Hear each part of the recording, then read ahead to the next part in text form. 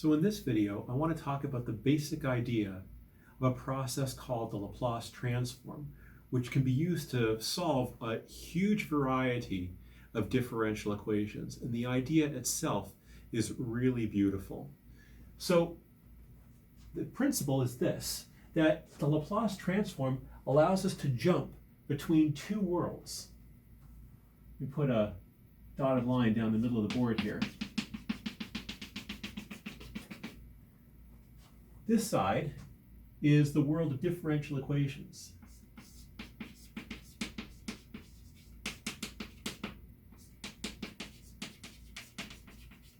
And in this world, the variable, the independent variable,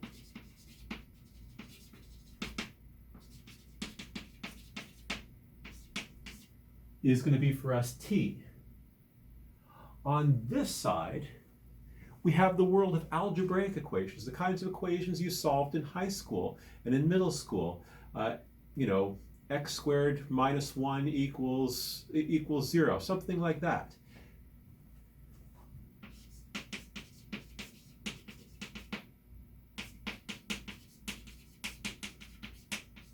In high school, you mostly used x as your independent variable. We're going to use another variable. We'll say our independent variable is called s.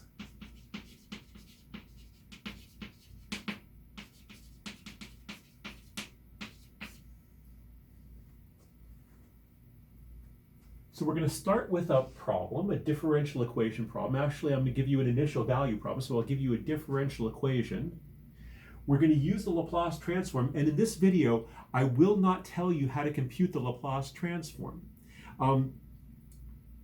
If you want, you can look up the table in your book in the Laplace transform section. It's chapter 6 something, and you can see how to do it if you don't want to wait for upcoming videos. But the Laplace transform, how to jump in this direction, this is the Laplace transform, and then the inverse Laplace transform takes you back. So we're going to start off with a differential equation problem. We're going to take the Laplace transform and end up with an algebraic equation problem. We're going to solve for a variable, and then we're going to come back by the inverse Laplace transform, and lo and behold, we'll have a solution. So instead of going straight down where we solve the differential equation using calculus methods, we're going to jump over to the algebraic side, solve an algebraic equation, and then jump back. So let's just start with an equation that you already know how to solve.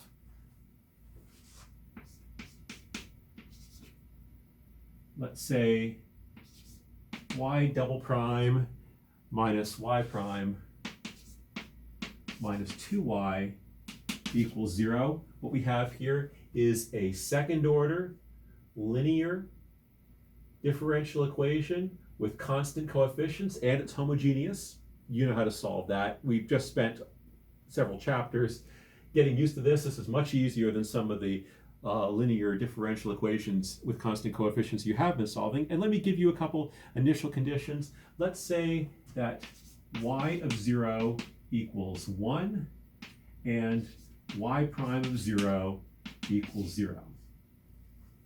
And again, you could just go ahead and solve this directly. You know exactly what to do. But instead of doing that, we are going to do what's called the Laplace transform. So we're going to jump over from this side to this side by taking script L of, let me write that a little bit better, script L of this whole equation. When you take script L of the whole equation, script L is a linear function, so it breaks up over plus signs and minus signs. And if it's linear, you know you're going to end up with a 0 on the right-hand side because linear functions always take 0 to 0. So when we do this, we're going to represent L of y by, L of lowercase y by capital Y of s. So this is going to become a new function of our variable s. Now, as I said right now, I'm not going to tell you how to compute the Laplace transform of y double prime and y prime and 2y, although you're going to be able to basically see it in a minute. So it turns out that the Laplace transform of y double prime. I'm practically telling you how to do it, even though this isn't going to make a lot of sense. But what I want is for you to get the method right now. So the Laplace transform of y double prime is s squared times the Laplace transform of y minus s times y of 0 minus y prime of 0. So that's just this much. Minus the Laplace transform of y is s times the Laplace we're taking the Laplace transform of y prime now. S times the Laplace transform of y minus y of 0. And the Laplace transform of y is just the Laplace transform of y. So it's going to be minus 2 times the Laplace transform of y equals 0. Now, again, I didn't tell you how to do that other than the fact that I'm just sort of telling you now in passing. So if that didn't make a lot of sense, don't worry about it. What I'm trying to do is get across the fact that we started off with a differential equation, and what we're going to end up with here is an equation which has no derivatives in it at all. Derivative, when you take the Laplace transform, basically turns into multiplication in a certain weird way. Let's go ahead and rewrite all our Laplace transform of y's as y of s's, like we said we were going to do. And we're also going to plug in our y of 0, which is right here. Y of 0 is 1, and our y prime of 0. So we have s squared times y of s, every time we hit a Laplace transform of y, we're just going to write it as y of s, y of our new variable, minus s times y of 0. Y of 0 is just 1, so this is just s times 1, minus 0.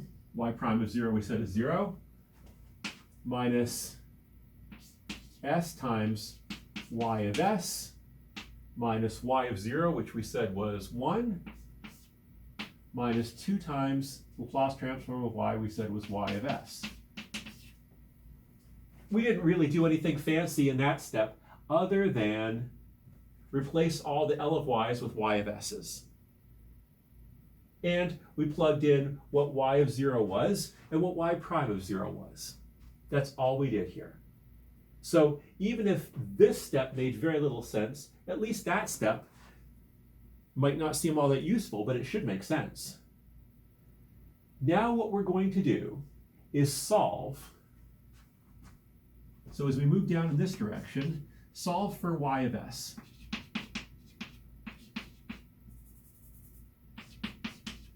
This is the sort of thing you could hand off to a middle school student or a high school student to do, because it's just algebra. So that's what's happening as we move down in this direction. We're solving for y of s. So we have, let's see, 1, 2, that's not really a term, 3, 4, 5 terms here. Some of them have y of s's in them. 1, 2, 3 terms do, and some of them don't. Let's move everything that doesn't onto the right-hand side. So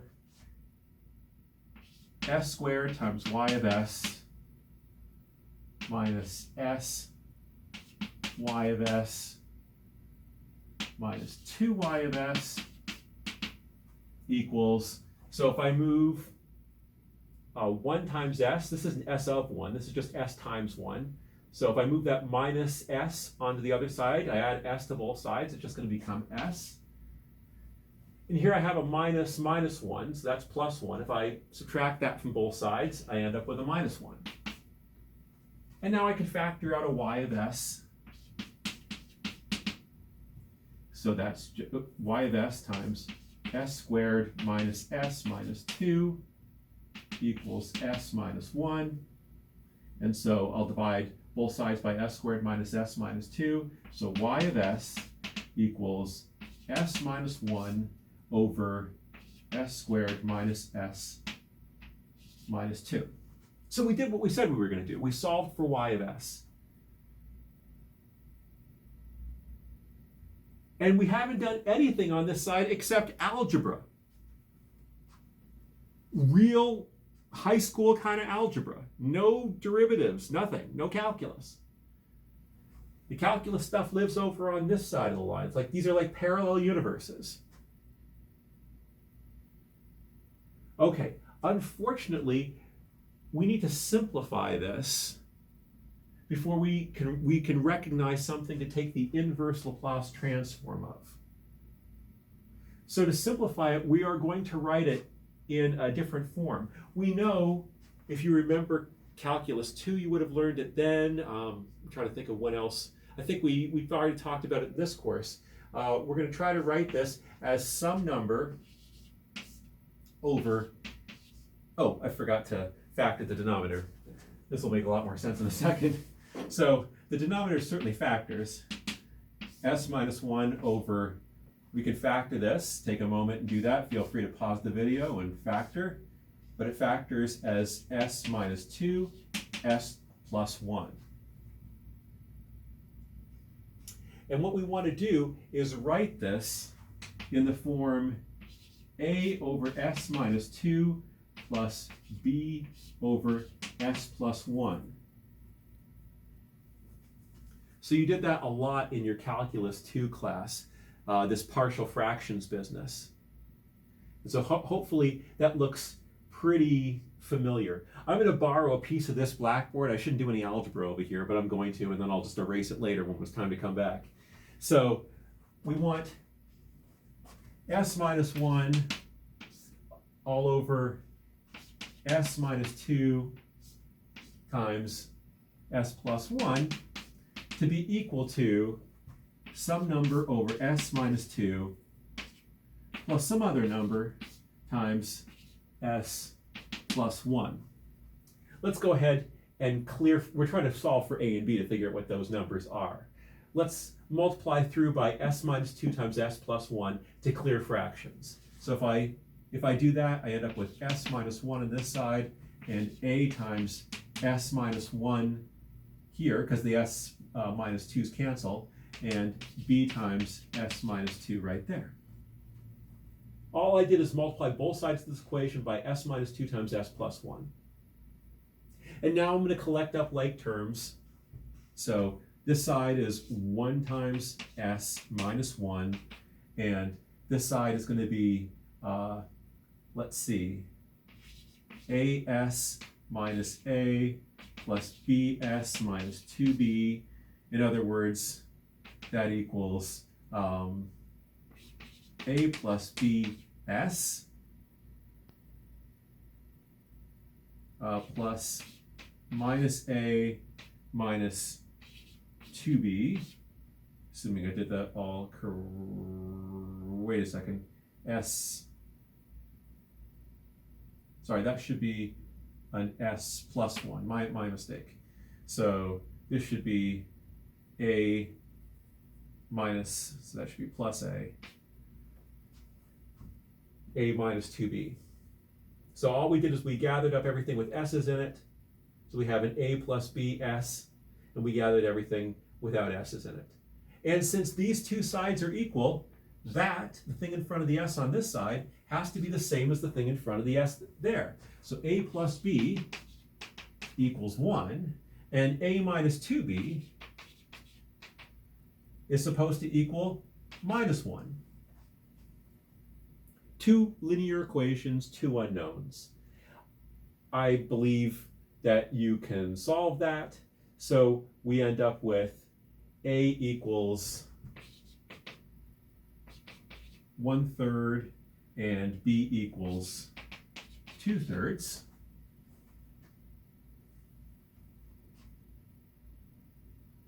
You can use substitution or elimination or matrix methods, whatever you want to solve those two equations, but I seem to recall that we've done that before in class and that all of you remember how to do that. So let's go ahead and rewrite this whole thing as, now that we know what A and B are, this is going to be equal to 1/3. Well, let me write it over here. 1/3. No, I don't have room. Sorry about that. Don't mean to be indecisive. 1/3 over S minus 2 plus 2/3 plus 2/3 over s plus 1. And again, I'm going to rewrite that just slightly differently as 1/3 times 1 over s minus 2 plus 2/3 times 1 over s plus 1. And I'm going to get rid of all this algebra over here. Hopefully it's in your notes somewhere, not on this side, because it doesn't really belong there. I just was running out of space. So we have y of s equals this. Now what we're going to do is take the inverse Laplace transform.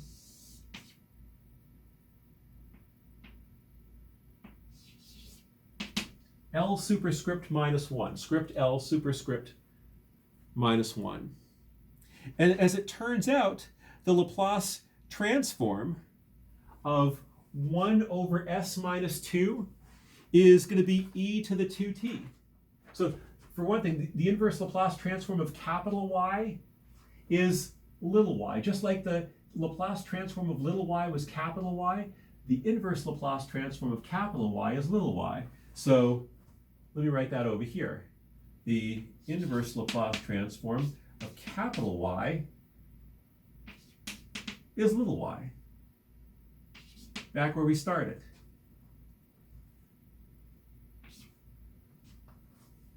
So the inverse Laplace transform of capital Y is little y, and equals 1/3 times the inverse Laplace transform of 1 over s minus 2, and you could look this up in a table if you want. I'm going to show you how to compute it in another video, is e to the 2t plus 2/3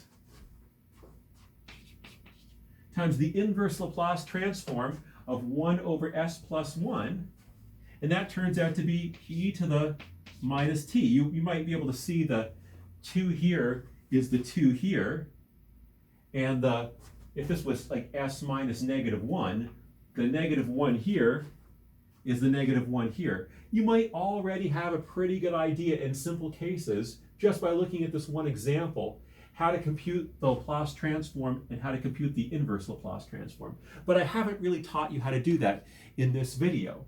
The important part of this is, I wanted you to get the basic idea that instead of going from a differential equation straight down to a solution, you leave this world through the Laplace transform and go to the world of algebra. Over here, there's no more t, there's an s. And instead of talking about lowercase y, we talk about capital Y of s, a function of s. You solve using techniques that you would have recognized in high school.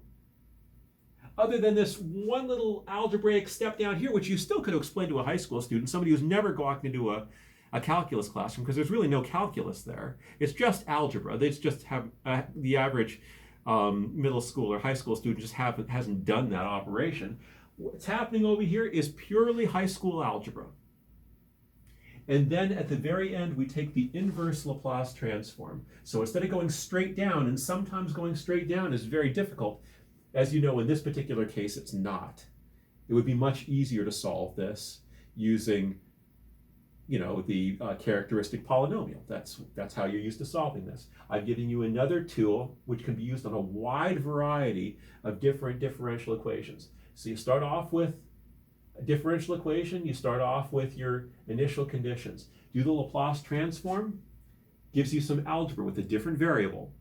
Algebra, algebra, algebra, until you have y of s equals, and something nice in terms of s. Then you take the inverse Laplace transform of that, and magic, you have your solution.